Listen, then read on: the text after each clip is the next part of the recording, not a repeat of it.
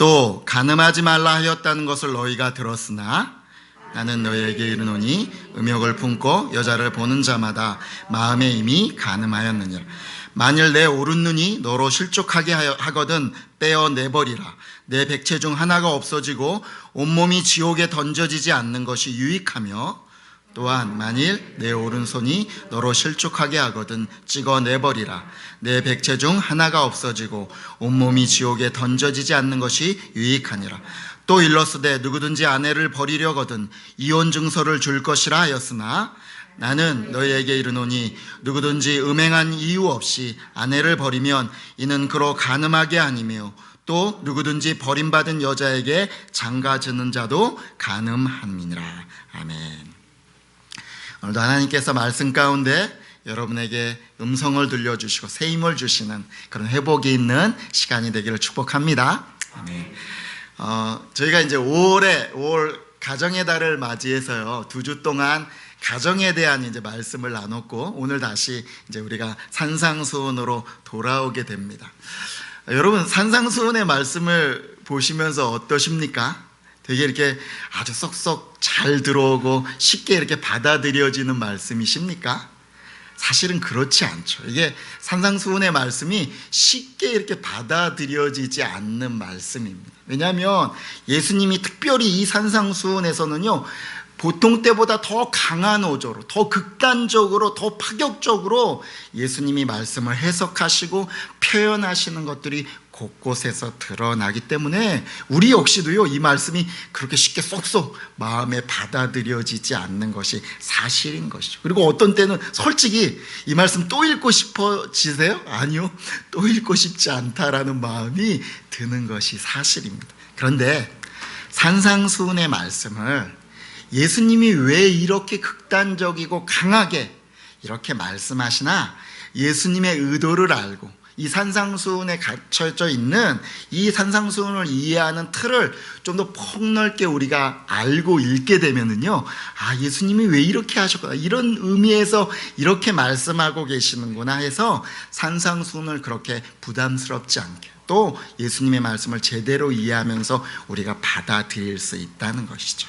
그러면 산상수훈은 어떻게 이해해야 될까? 도대체 예수님이 이 산상수훈을 이렇게 강하고 파격적이게 말씀하시는 예수님의 의도는 무엇일까? 우리가 좀 알아봐야 될 거죠. 여러분, 이걸 잘 기억하셔야 됩니다. 이렇게 이것을 알고 산상수훈을 보셔야 산상수훈의 예수님의 말씀을 제대로 이해한다는 거죠. 그러면 산상수훈을 어떤 틀로 봐야 될까? 첫 번째는 뭐냐면요, 하나님은 행동뿐만 아니라 우리의 마음을 보시는 분이다라는 것을 예수님은 알기를 원한다는 거예요. 여러분, 모든 말씀, 지금 산상수훈에 내가 너희는 이렇게 말씀을 들었지만 나는 너희에게 이렇게 말한다라고 하시는 이 패턴의 모든 말씀은요, 예수님의 이 의도를 담고 있다는 거예요. 하나님은 우리의 행동의 결과만을 보시는 분이 아니라 우리 마음 깊은 곳에 동기와 내면을 보는 분이시다라는 것을 알기를 원하시는 것이죠. 이것이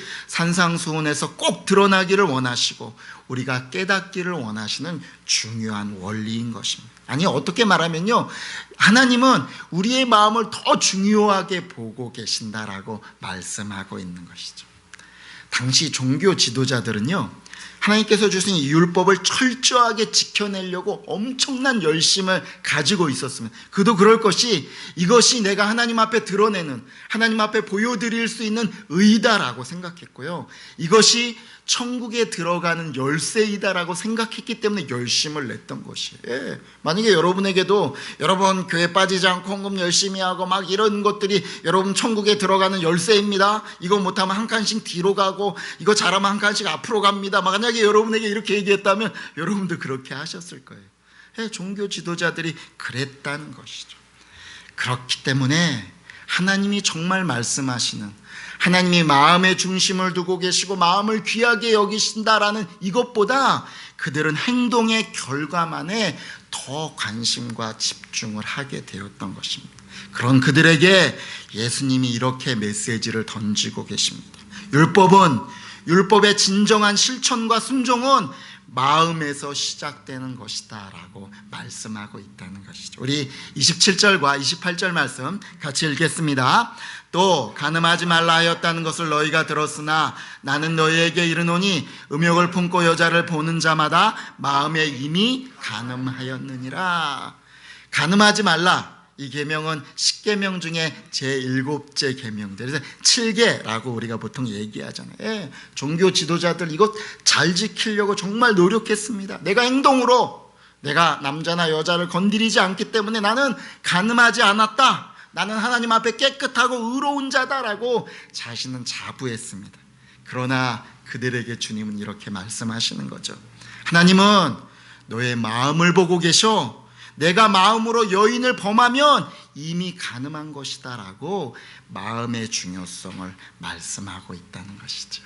근데 여러분, 이 말씀을 오해하시면 안 됩니다. 주님은 우리가 성적 매력을 느끼는 것 자체를 정죄하는 것이 아니라는 거죠. 남자가 여자를 보고 여자가 남자를 보고 매력을 느끼고 호감을 가지는 것 자체를 주님은요 죄악시하시는 것이 아니라는 거예요. 부부가, 남자가 여자가 성적 욕구를 가지는 것을 터부시하는 말씀이 아니라는 것을 여러분 아셔야 됩니다. 우리 안에 일어나는 이성에 대한 매력을 느끼고 성적 욕구가 일어나는 것은 당연한 것입니다. 이건 하나님이 주신 것이니까, 하나님이 우리를 그렇게 만드신 거니까. 오늘 말씀은 이런 것 자체를 다 타잔하고 다 끊으라라고 말씀하시는 것이 아니라는 것을 여러분 아셔야 됩니다. 오늘 28절 말씀 보면요, 여인을 보는 자마다, 보다라는 헬라어 동사 블레포라는 동사가 나옵니다. 이 동사는요 어떤 의미를 가지고 있냐면 어떤 의도와 목적을 가지고 유심히 보는 것을 뜻하는 그런 단어입니다. 여기 보니까 어떤 의도와 목적을 가지고 있습니까? 음욕을 품고라는 것입니다. 바로 부도덕한 성적 충동하고 음탕한 마음을 가지고 바라보는 그런 시선을 주님께서 정죄하시는 거지, 우리 안에 어떻게 여자를 보고 저 참 매력적인 여자네, 참 매력적인 남자네 라고 드는 마음까지를 정죄하시는 것이 아니다라는 것을 여러분 아셔야 됩니다. 하나님은 내가 겉으로 또 행동으로 드러나지는 않지만 내 마음속에 있는 악한 동기를 보고 계신다라는 것을 오늘 성경은, 예수님은 강조해서 말씀하고 있는 거예요. 거기에서 우리의 죄가 시작된다라고 경고하고 있는 것입니다. 또 하나, 산상수훈을 올바르게 보는 틀은 무엇이냐면, 두 번째는 뭐냐면 주님은 우리가 놀라기를 원하신다는 거예요. 여러분, 충격요법이라는 것 들어보셨죠? 어쩌면 일종의 지금 충격요법을 주님은 쓰고 계신 것입니다. 여러분, 산상수훈 말씀을 접하면서요 놀라지 않고 그냥 넘어간다면 여러분 지금 산상수훈의 말씀을 잘못 읽고 계신 것입니다. 놀라야 하는 것입니다. 읽으면서 허걱 소리도 나오고요, 라고 한숨 소리도 나와야 이게 산상수훈을 정상적으로 지금 읽고 있는 것입니다. 만약에 이거를 읽고 있는데도, 산상수훈을 읽고 있는데도 무덤덤하고 이거 뭐 나하고 별로 상관없는 말씀이야 라고 느끼고 있다면 이게 더 심각한 문제인 것입니다. 예수님은 이 말씀에서, 예수님이 오늘 말씀하시는 이 말씀에서 정말 하나님이 나에게 뭘 얘기하시나, 이 안에 정말 진리가 무엇인가를 정말 찾기를 원하신다면요 산상수훈 이 말씀 앞에서 우리는 놀라야 정상인 것입니다. 아니, 이게 정말 가능해? 아니, 어떻게 사람이 이렇게 살 수 있어? 이런 반응이 나와야 당연한 것이요, 이 산상수훈을 바로 읽고 있다는 것이죠. 여러분, 29절과 30절 말씀 그런 의미로 한번 읽어보겠습니다. 시작. 만일 내 오른 눈이 너로 실족하게 하거든 떼어내버리라. 내 백체 중 하나가 없어지고 온몸이 지옥에 던져지지 않는 것이 유익하며, 또한 만일 내 오른손이 너로 실족하게 하거든 찍어내버리라. 내 백체 중 하나가 없어지고 온몸이 지옥에 던져지지 않는 것이 유익하니라. 여러분, 이게 가능합니까? 여러분, 가능합니까? 만약에 이렇게 해야 된다면 여기 있는, 저를 포함해서 여기 있는 우리 중에 몸이 성해서 이 자리에 앉아 있을 수 있는 사람 아무도 없을 것입니다. 또 하나, 여러분, 만약에 눈이 죄짓게 한다고 해서 눈 뽑아버린다고 죄를 안 지을까요? 손을 찍어내버린다고 다시는 죄에 빠지지 않을까요? 예? 우리는 그렇지 않다라는 것을 너무나 쉽게 우리 주변에서도 알 수 있어요. 만약에 이렇게 끝낼 수 있으면 너무 좋겠죠. 그러나 이것이 아니라는 걸 조금만 겪어보면 우리 모두는 다 압니다. 예, 도박 중독인 사람이 손을 끊고도요, 예, 손을 끊고도 또 가서 도박을 하는 것을 우리가 보잖아요. 예, 백채를 찍어버린다고 죄가 끝나지 않는다는 거예요. 오늘 예수님도 말씀하셨어요. 뭐냐면 죄는 마음에서 시작되는 것이다라고 말씀하고 계시거든요. 그런데 왜 이렇게 과격하게 눈을 뽑고 손을 자르라 라고 오늘 예수님은 말씀하시는 것일까요? 바로 예수님은 우리가 경각심을 갖기를 원하시는 거죠. 우리가 이 말씀 앞에서 놀라기를 원하시는 것이죠. 죄가 이만큼 예수님이 이렇게 단호하고 극단적으로 말씀하실 만큼 하나님 앞에서 심각한 것이다라는 것을 우리가 알고 이것을 단호하게 대처하기를 예수님이 요구하고 원하고 계시는 것입니다. 그리고 또 하나, 이런 단호한 예수님의 말씀 속에서 그렇다면 우리 안에 한숨이 나오고 정말 이렇게 살 수 있어? 정말 어떻게 해야 돼? 근데 예수님은 도대체 뭐라고 얘기하시는 거예요? 나는 그러면 어떻게 하란 말이야? 라고 하면서 예수님이 정말 원하시는 세 번째 단계로 나가기를 원하고 있다는 것이죠. 세 번째 단계는 뭘까요? 바로 말씀 속에 녹아져 있는, 이 율법 속에 하나님께서 녹아져서 진짜 얘기하시는 하나님의 마음을 찾아야 한다는 것입니다. 여러분, 이게 너무나 중요한 틀입니다. 산상수훈. 아니, 어떻게 보면 우리가 말씀을 읽을 때에 보는 좋은 틀이라는 생각이 듭니다. 여러분, 그래서 기억하셔야 됩니다. 한번 정리해 볼까요? 첫 번째, 뭐 해야 된다? 하나님은 행동뿐만 아니라 마음을 보고 계신다라는 것을 여러분 기억해. 이것을 예수님께서 산상수훈에서 우리에게 잘 알기를 원하신다는. 두 번째는 바로 우리가 놀라기를 원하는, 경각심을 갖고 세 번째 단계로 나아가기를 원하시는 것이죠. 뭐냐? 말씀 속에서. 그렇다면 주님 어떻게 해야 돼요? 이 말씀 속에 하나님의 마음을 찾아야 된다. 하나님이 진짜 의도하시는 것을 찾고 따라야 된다라고 말씀하시는 거죠. 여러분, 예수님이 사는 이 당시에는요, 여인은 대표적인 약자였습니다. 굉장히 약자였죠. 그래서 여인들은 숫자를 셀 때 숫자에도 들어가지 않았을 정도이니까 얼마나 약자입니까? 만약에 여인에게 의지할 남편이나 자식이 없으면요, 그때 당시에는 정상적인 생계를 꾸려갈 방도가 전혀 없었습니다. 그래서 이스라엘 역사에 보면 여인들이 막 하나님 앞에 하나님 아들을 주세요라고 막 이렇게 탄원하면서 간절히 기도하는 것을 우리가 보게 됩니다. 그것은 뭐 계보를 읽는 것도 중요해서 그것도 한 이유이지만, 바로 나에게 자식이 없으면 그 여인은, 남편까지 없다면 그 여인은 목숨의 문제가 왔다 갔다 하는 거기 때문에 하나님 앞에 그렇게 간절하게 기도하는 모습을 우리가 이해가 간다는 것이죠. 또 상대적으로 남자들, 그때 당시에 남자들은요, 갑의 위치에 있었다는 것을 우리가 알게 된다는 거죠. 고대 사회에서 우리가 알 수 있듯이 남자가 여러 아내를 거느리는 것, 또 다른 여자를 이렇게 막 택해서 아내로 이렇게 삼는 것은요, 그의 능력을 대변하는 것으로 이렇게 치우쳐 왔다는 것이죠. 예수님 당시에 어떤 학파가 있는, 힐렐이라는 유대 학파가 있는데요, 이렇게 표현하고 있어요. 뭐냐면, 아내가 접시를 깨거나 음식을 태우거나 매력이 없으면 이혼 사유가 된다, 이렇게까지 규정하고 있는 사회였으니까 여인들의 운명이 얼마나 풍전등화와 같았겠습니까? 그죠? 이렇게 남자들의 욕심과 자만으로부터 여인들의 삶이 무너질 수 있는 시대가 바로 그런 시대였죠. 그래서 예수님은, 또 하나님은 약자인 그 여인들을 보호하고 또 이 결혼의 소중함을 지키게 하려고요, 사실은 모세를 통해서 이혼 증서를 써주라고 명령하신 것입니다.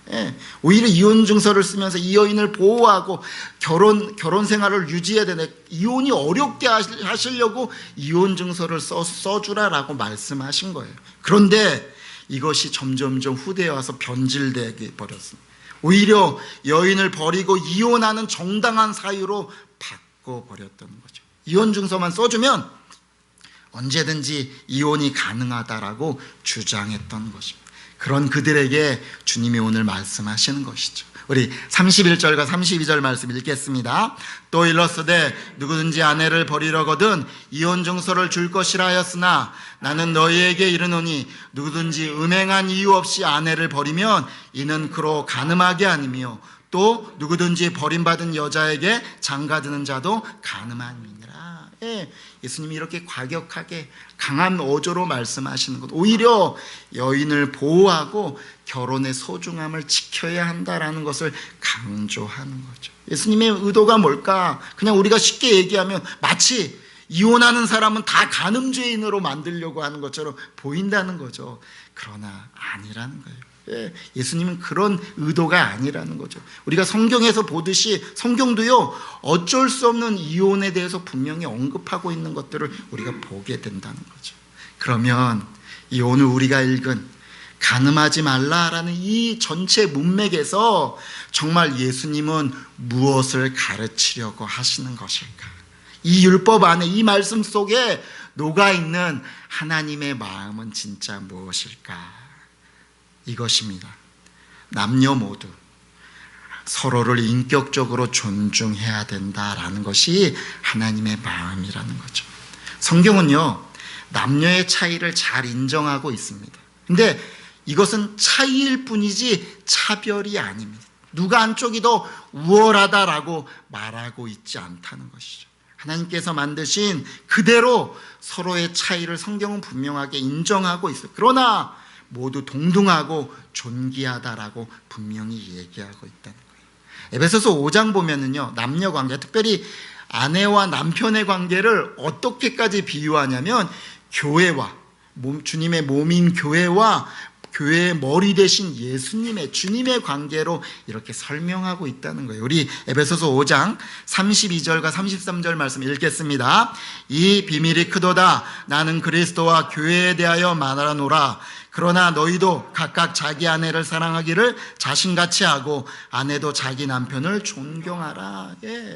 이렇게 남녀애를 얼마나 귀중하게 여기고 표현하고 있냐면 바로 몸된 교회와 주님의 관계로 남녀를 지금 설명하고 있다는 거죠. 이것은 차이를 인정하고 질서에 대한 말씀이지 누가 더 우월하거나 높다고 말하고 있는 말씀이 아니에요. 오히려 서로도 존중하고 더 사랑해야 된다라는 것을 성경은 강조하고 있는 말씀이죠.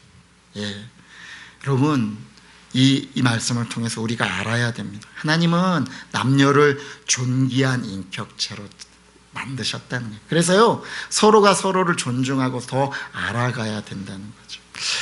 그래서 저는 우리 젊은 아이들도 있죠. 우리 젊은이들이요, 좀 결혼하기 전에 남녀를 좀 알아가는 어떤 세미나나 이런 책들을 좀 많이 읽고 이렇게 사귀기도 하고 그거 좀 알았으면 좋겠어요.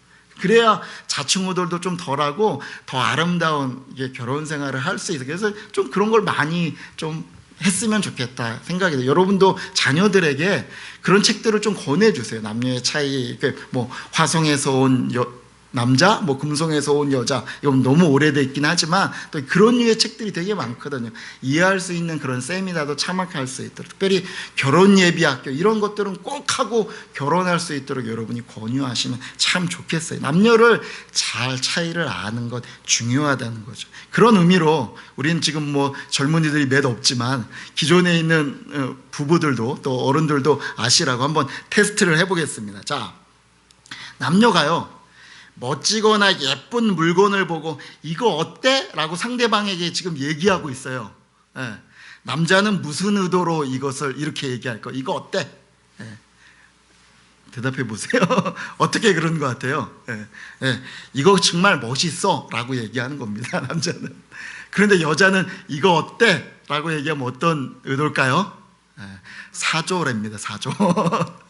또 남자나 여자나 막 자기 상대방에게 속상하고 화날 만한 일이 있어갖고 막 그거에 대해서 막 어쩌고저쩌고 막 얘기를 해요. 남자는 무슨 의도일까요? 진짜 화난다고, 진짜 그렇다고 그런 겁니다. 근데 여자는요, 내 편 들어줘라는 거랍니다. 내 편 들어줘. 제가 이걸 미리 참 잘 알았으면 자, 또 전화로 나 이제 출발해 이렇게 얘기하는 겁니다. 남자는 여기 뭐가 담겨 있을까요? 아직 씻지 않았음. 아직도 씻지 않았음. 이제 씻으려고 한다. 아니면 진짜 지금 출발한다 이겁니다. 여자는 어떤 의도가 담겨져 있을까요? 화장은 다 했고 이제 옷 고르고 있다. 맞습니까, 여자분들? 좀 이런 것들을 알아야 되네요. 웃자라고 하는 건데 어느 정도는 의미가 들어있는 것 같아요. 여러분, 남녀를 잘 알고 존중하고 인격적으로 대우하라 주님이 말씀하시는 거죠. 또 하나, 주님이 중요하게 주님이 우리에게 주신, 하나님이 우리에게 주신 성은요, 소중하고 아름답게 사용해야 한다라고 말씀하고 있는 것입니다. 여러분, 성은요, 하나님께서 우리에게 주신 아름답고 정말 소중한 것입니다. 단지 종족을 번식하거나 쾌락의 전유물로 삼으라라고 말씀하고 있지 않습니다. 남녀 사이에, 특별히 부부를, 이 성은 더욱더 친밀하게 하고 연합하게 하는 하나님이 주신 독특한 선물이요 독특한 방법이라는 거죠. 우리 창세기 2장 24절 말씀 같이 읽겠습니다. 이러므로 남자가 부모를 떠나 그의 아내와 합하여 둘이 한 몸을 이룰지로다. 정말 성경은요, 하나님께서는 성생활 안에 우리에게 담긴 기쁨과 만족을 누리기를 원하십니다. 그러면서 이것을 오용하지 않기를 원하고 계신다는 거죠. 우리가요, 창세기 말씀 안에, 성경 첫째 창세기를 들여다보면 그 안에 대표적으로 두 번의 엄청난 심판이 있는 것을 우리가 발견하게 됩니다. 첫 번째가 뭘까요? 바로 노아 홍수 사건이죠. 노아의 물로 하나님께서 심판하시고, 두 번째는 뭘까요? 소돔과 고모라의 불심판을 우리가 보게 됩니다. 두 가지는요, 심판의 방법은 영 달라요. 하나는 물이고 하나는 불이고 굉장히 다릅니다. 그러나 두 가지의 원인은 같다는 거 아닙니까? 바로 성적인 타락이 하나님이 이렇게 심판하실 수밖에 없는 이유였던 것입니다. 그렇게 단 8명만 남겨두고 모든 인류를 죽일 수밖에 없는, 하나님이 정말 가슴 아프고 안타까워하시면서 그들을 죽일 수밖에 없는, 그리고 급작스럽게 그렇게 하늘에서 유황불을 내려서 태우실 수밖에 없을 정도로 이 성적인 것은 하나님이 중요하게 여기고 정말 우리에게 각성하고 심각하고 소중하게 여기라라고 주님은 지금, 하나님은 우리에게 말씀하고 있다는 것이죠.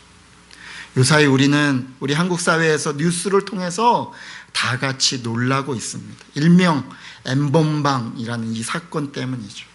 그런 무서운 이 성적 학대와 이 착지가 그냥 우리가 알듯이 막대먹은 그냥 뒷골목의 어떤 불량배나 조직 폭력배들의 이야기가 아니라는 거예요. 우리가 매일 주변에서 그냥 스쳐가듯 만날 수 있는 우리의 젊은 아이들이 이런 것들을 행하고 있다는 것이 정말 우리에게 소름 돋을 만한 아픔이고 충격이라는 것이죠. 돈 때문에, 쾌락 때문에 이 소중하고 아름다운 성을 죄의 덫으로 만들어버리고 전락시켜버리고 있는 이 사회의 이 심각한 문제, 하나님이 보시면 어떻게 여기실까? 정말 소돔과 고모라 때처럼 하나님이 정말 안타까워하고 계시지 않을까라는 그런 마음을 우리가 알아야 된다는 거죠. 여러분, 기억하십시오. 우리에게 하나님이 주신 이 성은 하나님께서 아름답고 소중하게 주신 선물입니다. 그러므로 정말 소중한 만큼 아름답게 사용해야 되는 것이지. 또 하나, 하나님이 간음하지 말라라고 말씀하시는 이 마음속에 하나님의 마음은요, 아름다운 결혼 생활을 회복하고 꿈꾸라라고 말씀하시는 것입니다. 지금 결혼 생활을 잘하고 계신 부부들에게 하나님께서 이렇게 말씀하십니다. 아름다운 결혼 생활을 회복하십시오라고 말씀하시는 거예요. 아직 미혼이고 결혼을 생각하는 분들에게는 하나님이 이렇게 말씀하시는 거예요. 건강하고 행복한 가정을 꿈꾸라라고 주님께서 말씀하고 있는 거죠. 아이고, 여러분 그렇게 얘기하실지 모르겠어요. 아이고, 목사님 말씀하시는 건 쉽지요. 그러나 여러 가지 상황들이 어디 우리가 그렇게 그냥 할 수 있도록 내둡니까? 여러분 말씀하실지도 모르겠습니다. 예, 여러분 저도 압니다. 예, 혹시나 여러분들 중에는 이혼 가정이었거나 또 어떤 상처를 받았거나 부모에게 학대를 받아서 가정에 대한 어떤 그림들이 두려움으로 바뀌어 있는 분들도 분명히 있을지 모르겠습니다. 또 지금 우리 사회가 행복한 결혼을 꿈꾸는데 얼마나 방해물들이 많고 먹구름을 끼게 한다는 거 저도 잘 알고 있습니다. 예. 여러분 저 그냥 목사로서 당연한 설교를 하기 위해서 여러분에게 이 말씀을 드리는 것이 아닙니다. 여러분 아셔야 됩니다. 저도 제 아내가요 항상 예쁘게만 보이지 않습니다. 네, 아내가 미울 때가 있어요. 저도 아내에게 버럭버럭 화를 낼 때가 있습니다. 저도 그렇게 안 보이시죠? 네, 보이시나요? 저도 그럴 때가 있습니다. 또 여러분 저도 사실은 가정에 대한 상처가 있습니다. 그럼에도 불구하고 여러분에게 하나님의 마음으로 이 말씀에 담긴 하나님의 마음으로 여러분을 축복하고 권면하고 있는 것입니다. 여러분 이 시대는 건강하고 아름다운 가정들이 점점 사라져가고 있기 때문에 우리가 지금 이 말씀 속에 담겨져 있는 하나님의 마음이 더욱더 소중한 것이죠. 그렇기 때문에 우리는 이 가정에 대한 하나님의 이 소중한 외침에 귀를 기울여야 하는 것입니다. 여러분 아름다운 가정을 회복하고 꿈꾸기를 여러분 주님의 이름으로 축복합니다. 예, 주님 안에서 가능합니다. 예, 나는 못합니다. 여러분 저도 저 힘만으로 못합니다. 제가 인격적으로 아니요 못합니다. 주님 의지해야 돼요. 주님 붙잡아 주시고 주님의 힘을 공급받아야 이것은 가능합니다. 여러분 주님의 힘으로 이것은 회복될 수 있고 가능한 것입니다. 이 무너져가는 이 시대에 여러분 나를 보고 또 나의 가정을 보고 한 커플이라도 아름다운 가정을 꿈꾸게 된다면 얼마나 행복하고 대단한 일이겠습니까? 그렇죠? 제가 말씀을 준비하면 기도하는데 하나님이 그런 마음을 주시더라고요. 정말로. 야, 이 땅의 가정들이 무너져 가고 있는데 나는 정말 찾고 있다.